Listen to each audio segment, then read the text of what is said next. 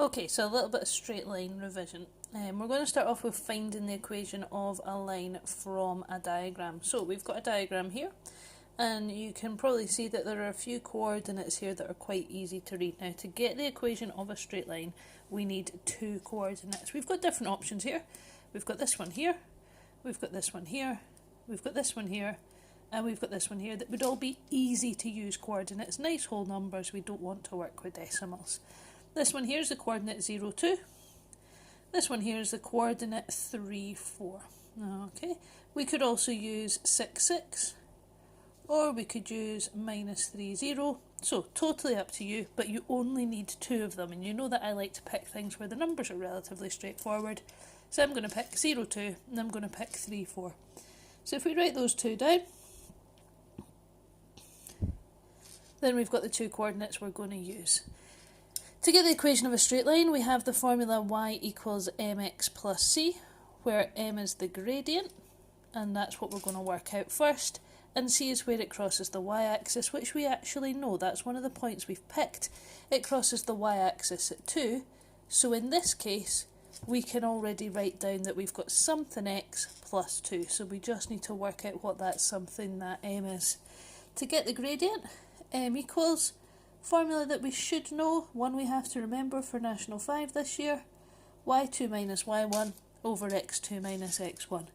This is x1 and this is y1, this is x2 and this is y2. Remember, you could do these the other way around. You could have x2 y2 and x1 y1, but it has to be x then y, and this has to have the same number and this has to have the same number. Okay, from there we just substitute in. So y2 is 4, y1 is 2, so we have 4 take away 2, divided by x2 is 3, x1 is 0. Working that out, we end up with an answer of 2/3. Make sure it's fully simplified, which it is, and that can go in there. So we have an equation of y equals 2/3 of x plus 2. That one was nice and easy. We had to just read off the coordinates. You could, however, have a diagram that looks like this on plain paper. Okay, quite common to see, and this time you've just been given two coordinates, so you don't need to read them off, but these are the two coordinates we're going to use. So we've got 1, 10 and 3, 6. Okay, so 1, 10 and 3, 6. Now, we had this idea that y equals mx plus c, but here we don't know. We know it's going to be more than 10, but we don't know where it crosses the y-axis, so we've not got that easily to work out this time. So let's start off by working out the gradient. Same formula, y2 minus y1 over x2 minus x1.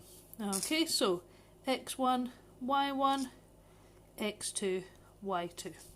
Okay, so y2, 6 minus y1, 10 over x2, 3 minus x1, 1. 6 take away 10 is negative 4. 3 take away 1 is 2. And that would simplify down to minus 2 over 1. But remember, we do not leave it like that. You have to turn it into negative 2. So now we know that our equation is going to be y equals minus 2x plus c. And we just need to work out what that c is. Now, this is where you need to decide which point you want to use. Okay. I'm going to use the first one. I'm going to use 1, 10, and they are my x and my y coordinates. We're kind of ignoring the 1 now. So we have that y is 10, so let's put that in place of y, when x is 1. And we're going to use that to help us work out what c is. So minus 2 times 1 is minus 2. So 10 is minus 2, add c, so we're going to add the 2. So we would get that c is 12. Which means the equation y equals mx plus c, we've worked out the gradient is minus 2, and we've worked out the y-intercept is 12. And if we think about it, going back to our question, that looks correct. Negative gradient, and this would here would be 12 where it crosses the y-axis. We do have another option. Instead of y equals mx plus c, this is one you'll use a lot more at higher, but I have taught you it. And that's this equation, y minus b equals m bracket x minus a. Okay, so we knew what m was negative 2, so we could put that in. But this time, instead of calling these x and y, we would call them a and b. And again, it doesn't matter if we use this one or this one, we're going to get the same answer. But our a would be minus 1 here, taking away a, so taking away 1. And our b, we're taking away 10. Now, this one looks a wee bit more complicated maybe. You've got to multiply out your bracket, so minus 2x plus 2, y minus 10, and then add that 10 across, but you can see we do get the same answer. And I don't mind whether you use what I would call the y minus b formula, or whether you use y equals mx plus c at this stage. We'll do one more example of that, and then I'll make a new video to show you some other stuff. This final question is probably quite like this one. Okay, yes, we have squares this time, but there's clearly not an even scale, so we're just ignoring them. Okay, we've been given two coordinates. It crosses the y-axis, but here is called the v-axis, so this is probably something to do with our volume. And then the t-axis, which is obviously what we would normally call our x-axis, and that's probably to do with time. So we've got two coordinates. Now, this is where we need to be careful, don't get them muddled up. These coordinates are 0, 30 and 20, 0.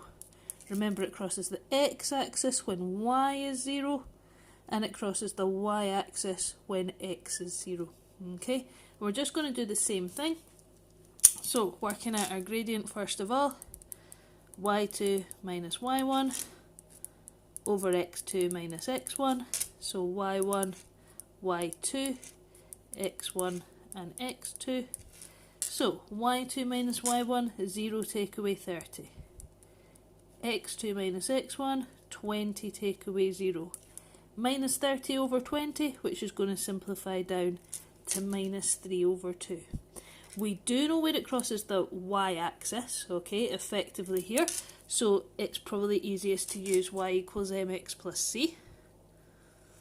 We've just worked out that the gradient is minus 3 over 2. And c, where it crosses the y-axis, is 30.